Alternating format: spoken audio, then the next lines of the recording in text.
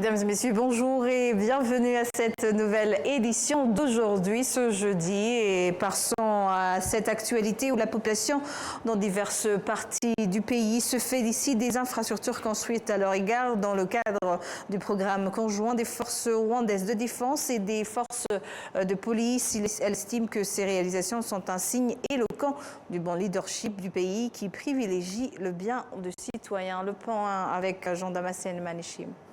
Depuis le 17 mars 2025 jusqu'à ce jour, les organes rwandais de sécurité et les forces de défense et de police, en collaboration avec d'autres institutions de l'État, mènent diverses activités à travers tout le pays pendant une période de 3 mois. Cela s'inscrit dans le cadre du programme intitulé « Programme de proximité citoyenne des forces de défense et de sécurité 2025 ». Les habitants des régions où ces activités ont lieu se réjouissent, car une fois les projets achevés, ils bénéficieront de plusieurs services de proximité.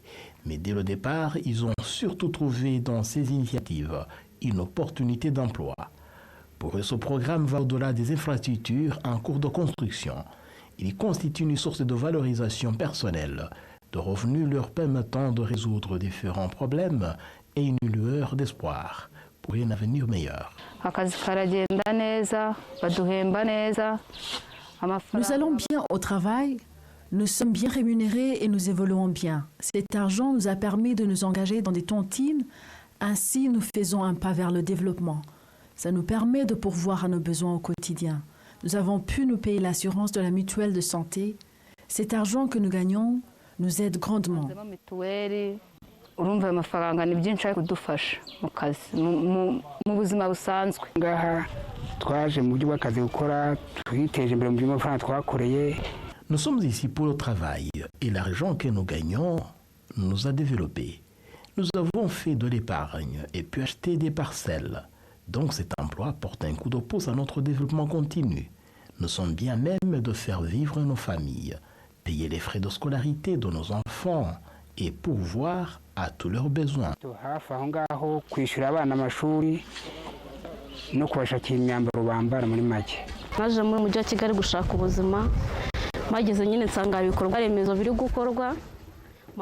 Je suis arrivée à Kigali à la recherche de l'emploi et c'est ainsi que j'ai trouvé ces infrastructures en construction. J'ai été embauchée et je peux trouver de l'argent de faire vivre ma famille et moi-même. C'est vraiment merveilleux. Ces infrastructures sont d'une grande importance. J'achète facilement des vêtements, nous nourrissons nos familles aisément et nous trouvons tout le nécessaire sans nous livrer à la délinquance. Nous nous servons plutôt de notre force de travail et en plus de ça, cet emploi nous réjouit car il s'agit des infrastructures qui nous aident au quotidien. Par exemple, ce pont va nous servir nos enfants et nos parents. Nos visiteurs vont l'utiliser, nous nous en félicitons. Et pour voir, c'est un signe de la vraie libération. Les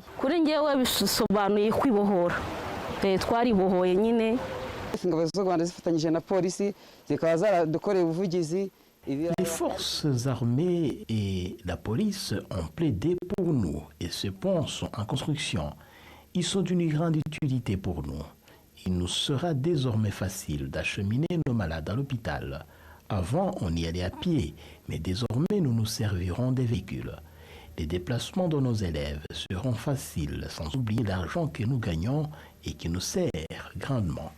Nous payons l'assurance maladie, et c'est pourquoi nous exprimons notre gratitude aux forces rwandaises de défense et de police.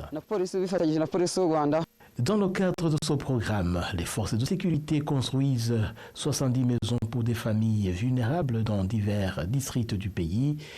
13 ponts sont en cours de construction ainsi que 10 centres de l'éducation de petite enfance. Ces forces réhabilitées construisent également des réseaux d'eau potable, offrent des services médicaux spécialisés à la population et réalisent plusieurs autres initiatives bénéfiques à la population. Le Rwanda s'est joint au reste du monde ce 5 juin pour célébrer la journée mondiale de l'environnement, la plus grande plateforme mondiale de sensibilisation du public à l'environnement, alors que le monde est confronté aujourd'hui à l'augmentation sans précédent des déchets plastiques, dont 11 millions de tonnes de ces derniers finissent dans les lacs, les fleuves et les océans chaque année. Le récit de Jean-Damascène Manchimi. La protection de l'environnement est l'un des objectifs majeurs de développement mis en place par le gouvernement du Rwanda. L'Agence rwandaise de protection de l'environnement indique que dans le cadre de la lutte contre la pollution de l'air, causée notamment par les matériaux plastiques et les sacs en plastique, le Rwanda intensifie actuellement ses efforts pour les recycler et les transformer en d'autres produits respectueux de l'environnement. Selon les statistiques du Programme des Nations Unies pour l'environnement, 80% des objets en plastique utilisés à travers le monde sont jetés après usage, finissant souvent dans les mers, les rivières, les fleuves et les océans, ce qui pollue l'eau et nuit à la faune aquatique. Les responsables des usines de recyclage de ces matériaux au Rwanda affirment qu'il s'agit là d'une contribution importante à la protection de l'environnement. En plus des industries qui recyclent les matériaux plastiques, il existe d'autres entreprises qui fabriquent des sacs adaptés au transport des denrées alimentaires, mais qui ne nuisent pas à l'environnement. L'Agence rwandaise de protection de l'environnement souligne que le Rwanda continue de progresser dans la prévention des effets néfastes du plastique et des sacs plastiques sur l'atmosphère, notamment grâce aux industries qui les transforment en d'autres produits. D'après l'Organisation des Nations Unies, plus de 400 millions de tonnes de plastique sont produites chaque année, dont la moitié est conçue pour n'être utilisée qu'une seule fois. Moins de 10% de ce plastique est recyclé. On estime que 11 millions de tonnes de plastique finissent dans les lacs, les fleuves et les océans chaque année. Les microplastiques, des minuscules particules de plastique mesurant jusqu'à 100 mm de diamètre, se trouvent dans la nourriture, l'eau et l'air. On estime que chaque personne sur la planète consomme plus de 50 000 particules de plastique par an, et bien plus encore si l'on tient compte de l'inhalation des particules qui se trouvent dans l'air. Le plastique à usage unique, jeté ou brûlé, nuit à la santé humaine et à la biodiversité et pollue tous les écosystèmes, du sommet des montagnes au fond des océans. À s'appuyer sur la science et les solutions disponibles pour s'attaquer au problème, les gouvernements, les entreprises et les autres parties prenantes doivent intensifier et accélérer les mesures pour faire face à cette crise. Environnement toujours, les travaux d'aménagement de 5 marais situés dans la ville de Kigali et de réhabilitation des plusieurs caniveaux sont exécutés à hauteur de 56%. Les autorités compétentes assurent que lorsque ces travaux seront achevés, le problème des inondations récurrentes dans certains quartiers de la capitale sera résolu de manière absolue. Le récit de Jean-Damascène Manchimi. Les 100 marais en cours d'aménagement sont ceux de Rwamara, Gikondo, Nyabugogo, Rugenge et Kibumba. Les travaux comprennent également la réhabilitation des caniveaux, dont certains atteignaient plus de 15 mètres de profondeur. Les eaux qui circulaient ont été redirigées vers de nouvelles installations modernes. Les habitants de la ville de Kigali considèrent ces travaux comme une étape importante dans le développement urbain. Ceux qui vivent à proximité des marais de Gikondo et des autres qui ont été aménagés se félicitent également d'avoir trouvé de l'emploi dans ces travaux. L'Agence rwandaise de protection de l'environnement explique que l'aménagement de ces marais et de ces caniveaux contribuera également à la réduction des risques d'inondation dans la capitale rwandaise Kigali. Ces travaux ont débuté en mars 2024. La première phase devrait s'achever le 31 décembre prochain et coûtera une somme de 36 millions de dollars américains. La deuxième phase concernera d'autres projets à réaliser dans ces marais.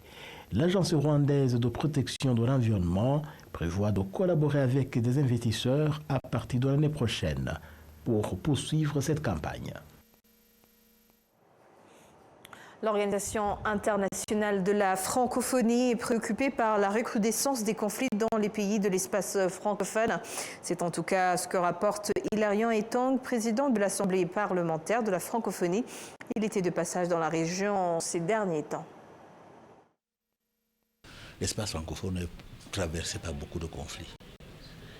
Et parmi les conflits les plus difficiles qui sont devenus majeurs, vous avez le conflit dans la région des Grands Lacs. 30 ans de crise, c'est excessif. Je ne parle pas des conséquences causées par ce conflit. Beaucoup de morts, beaucoup de destruction, beaucoup de vies brisées. Je n'entrerai pas dans ces détails que vous connaissez tous. C'est la raison, et je retrouve votre question, pour laquelle les parlementaires qui sont les représentants de ces peuples-là ne peuvent plus continuer à rester indifférents et ont décidé de mettre en place cette commission de bons offices pour essayer de rappeler, avec la sensibilité parlementaire, dans le cadre de la diplomatie parlementaire active, tenter de rapprochement pour aller à la recherche des solutions complémentaires. Nous n'avons pas la prétention de nous substituer aux privilèges démocratiques qu'exerce le gouvernement sur ces questions-là. Vous savez, comment je dirais, je ne saurais partir de ces microphones sans vous rappeler ce que disait déjà le président Senghor, qui est l'un des pères de la francophonie, en 1966. Les peuples, à travers leurs élus, disposent d'une sensibilité qui leur permet, devant un certain nombre de difficultés que connaissent les gouvernements, de les pousser vers l'avant. C'est le fondement même de la francophonie. C'est-à-dire, des peuples se rapprochent à travers leurs élus. Et ils sont en mesure, eux aussi, de proposer des solutions qui peuvent apparaître comme étant résiduelles, mais suffisamment importantes, suffisamment significatives pour qu'elles puissent être prises en compte par le gouvernement. Devant les parlementaires de l'Assemblée de la francophonie, le président du Sénat rwandais, Dr François-Xavier Kalinda, a réaffirmé la détermination du Rwanda à œuvrer pour la paix qui exige d'abord la fin des menaces sécuritaires du Rwanda et des autres pays. L'APF voudrait soutenir le Rwanda, le Parlement rwandais et le Parlement congolais à amorcer un dialogue constructif pour pouvoir aussi s'impliquer dans la recherche de la solution dans la région des Grands Lacs. La première exigence du Rwanda, c'est une exigence sécuritaire. Le Rwanda veut la sécurité tout au long de la frontière avec la République démocratique du Congo.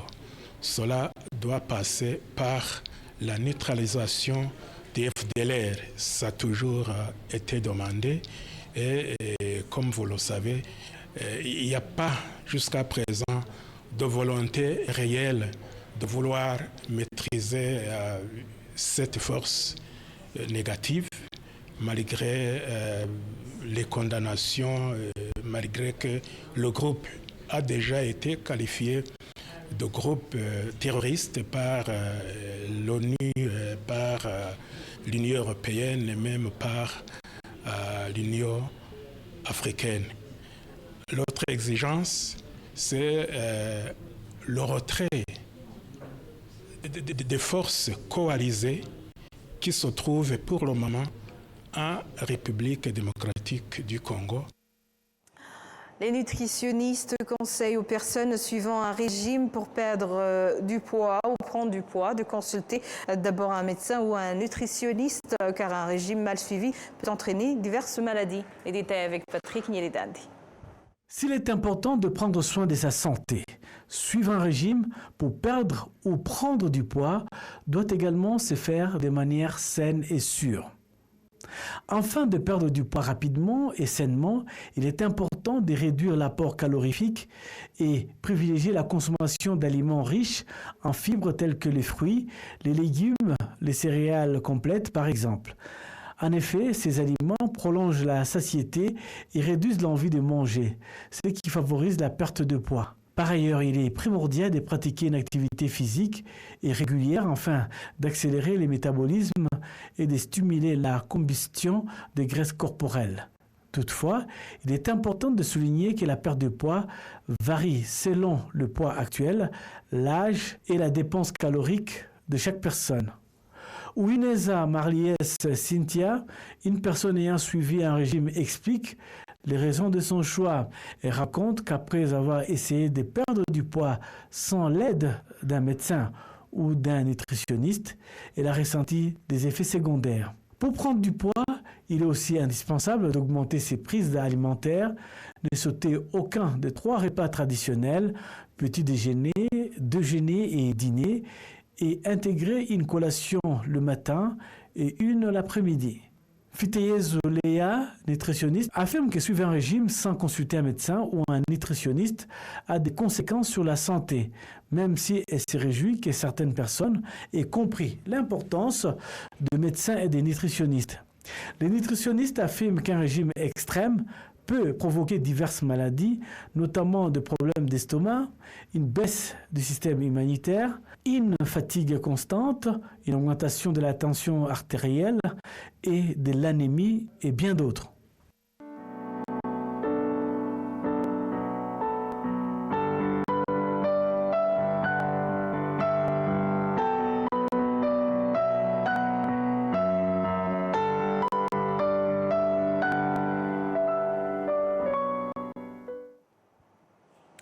Les Rwandais vivant en Finlande et leurs amis, ainsi que l'ambassade du Rwanda auprès des pays nordiques, ont inauguré le tout premier mémorial du génocide perpétré contre les Tutsis en 1994, construit en Europe du Nord. Cette initiative illustre la coopération internationale autour du devoir de mémoire, une responsabilité universelle. Ce mémorial revêt une importance capitale, étant le premier dédié au génocide perpétré contre les Tutsis en 1994 dans la région nordique composée de 5 pays, la Suède, la Norvège, la Finlande, le Danemark et l'Islande. Le maire de la ville de Vantaa a expliqué que cet endroit méritait un hommage particulier à ceux qui nous ont, que nous devons tout respect et souvenir. Il a également insisté sur le fait que ce mémorial constitue un message fort de solidarité avec le peuple rwandais et avec le monde entier dans la lutte contre le génocide et tout ce qui pourrait en favoriser la répétition. Dr Gashumba Diane, ambassadrice du Rwanda auprès des pays nordiques, a vivement remercié les habitants et les autorités de Vantaa pour le temps qu'ils ont consacré à comprendre l'histoire du génocide perpétré contre les Tutsis en 1994. Elle a précisé que ce mémorial est un lieu essentiel de recueillement et de guérison qui permet aux survivants de se sentir proches de leurs proches disparus et de leur rendre honneur qu'ils méritent et aussi de transmettre l'humanité tout entière la vérité sur ce qui s'est passé au Rwanda.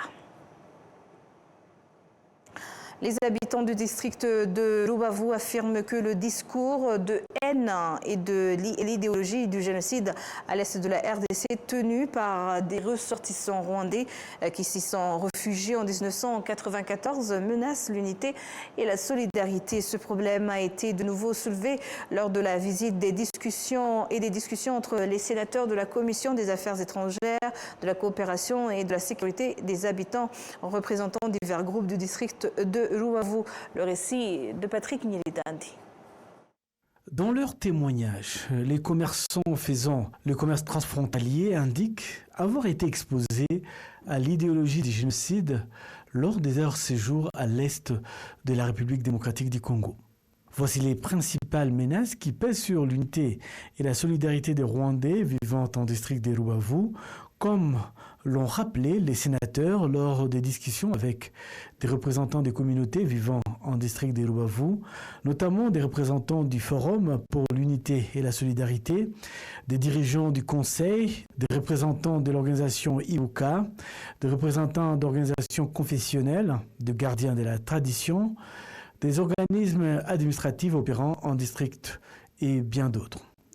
Le gardien de la tradition, Mudenge Boniface, affirme que ce poison de la division persiste parmi les Rwandais ayant fui vers l'est de la RDC et qu'il convient de trouver une solution appropriée car il affecte également d'autres Rwandais vivant au Rwanda dans le pays. Le chiffre présenté par le district de Rubavu montre que 19 personnes, dont de jeunes, ont été exposées à l'idéologie du génocide l'année dernière. La présidente de la commission sénatoriale des affaires étrangères, de la coopération et de la sécurité, l'honorable Adija Dangiza Murangwa, affirme que, quelle que soit l'ampleur de l'idéologie, des discussions sont nécessaires pour sensibiliser la population, en particulier les populations frontalières, car des femmes traversent régulièrement la frontière vers la RDC et sur place, elles ont des contacts, des relations avec les autres Rwandais devenus membres de FDLR et certains tombent enceintes. Malheureusement, certaines sont infectées par le poison de la division, l'idéologie de la haine qu'elle ramène dans le pays. Ces discussions se déroulent dans 13 districts du pays et visent à prévenir et à punir le crime de génocide, ainsi qu'à lutter contre le déni et la banalisation du génocide perpétré contre les Tutsis. Les sénateurs affirment qu'ils vont analyser les idées présentées par la population et perçues comme menaçant l'unité et l'intégrité des Rwandais, puis les soumettront aux institutions compétentes afin qu'une solution soit trouvée pour éradiquer complètement cette idéologie du génocide.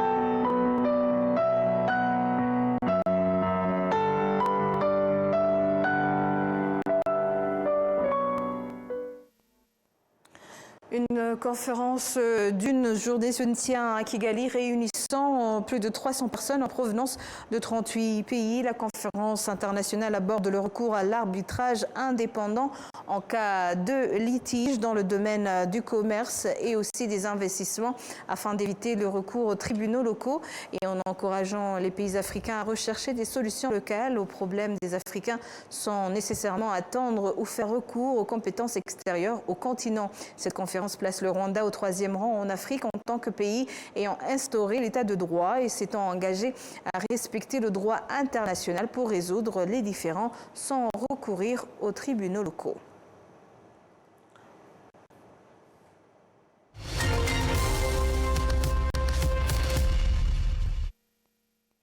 Le ministère rwandais des Sports, en collaboration avec la Fédération rwandaise de cyclisme, a accueilli les membres du corps diplomatique à Kigali pour une séance d'information sur les préparatifs du Rwanda en vue d'accueillir les championnats du monde du cyclisme sur route de l'UCI en 2025. Du 21 au 28 septembre 2025, la ville dynamique de Kigali au Rwanda sera sous les feux des projecteurs mondiaux du cyclisme, accueillant les prestigieux championnats du monde UCI 2025 sur route pour la première fois sur le continent africain dans l'histoire de cet événement qui veille de 103 ans. C'est une occasion historique qui laissera un héritage durable inspirant les générations futures à embrasser la joie du cyclisme et à continuer d'atteindre les nouveaux sommets.